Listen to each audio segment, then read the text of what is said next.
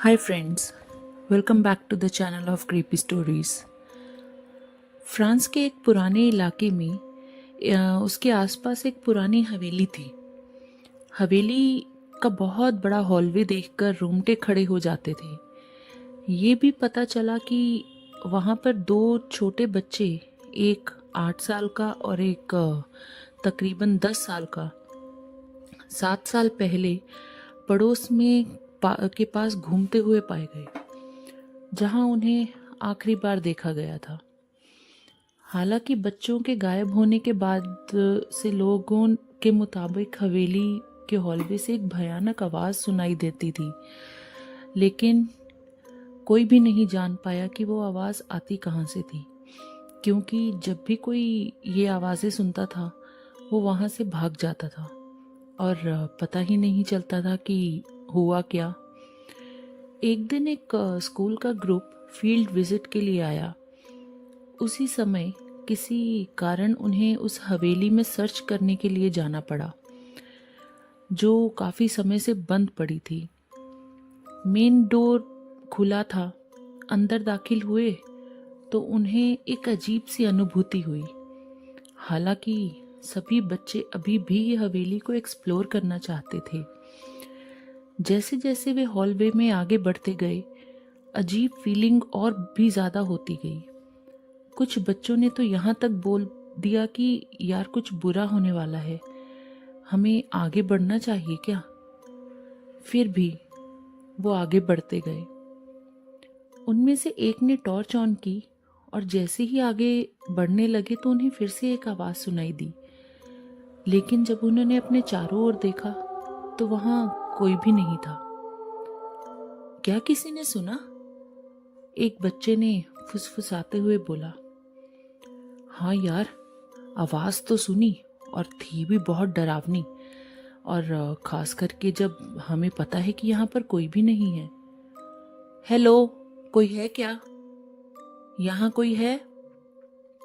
लेकिन कोई जवाब नहीं आया। शायद किसी ने प्रैंक किया होगा।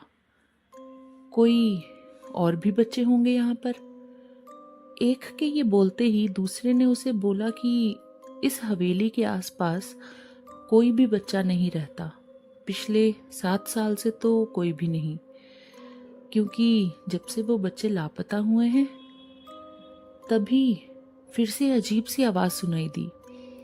पहले तो सभी वहाँ से बाहर भागना चाहते थे, लेकिन आखिरकार उनके ऊपर क्यूरियोसिटी ने अपना प्रभाव डाल ही दिया और उन्होंने फैसला किया कि वो आवाज़ के पीछे जाना चाहेंगे।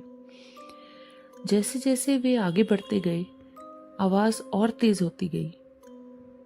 थोड़ा आगे ही चले थे कि उन्हें एक लॉक दिखाई दिया। उन्होंने उसे तोड़ा और जैसे ही शाफ्ट का दरवाज़ा खोला तो सबकी जैसे कि जान हलक में ही आ गई हो। वहाँ पर 2 हड्डियों के ढांचे पड़े थे, जो वहाँ पूरी तरह मिट्टी में धंसे हुए थे। पर सवाल अभी भी एक था कि वो आवाज़ कहाँ से आ रही थी। वो एक डॉल में से आ रही थी।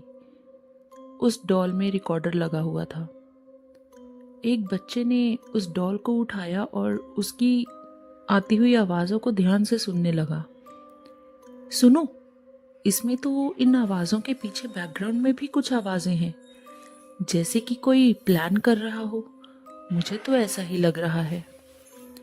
बच्चों ने बिना टाइम वेस्ट किए पुलिस को कॉल कर दिया और उन्हें सारी बात बताई।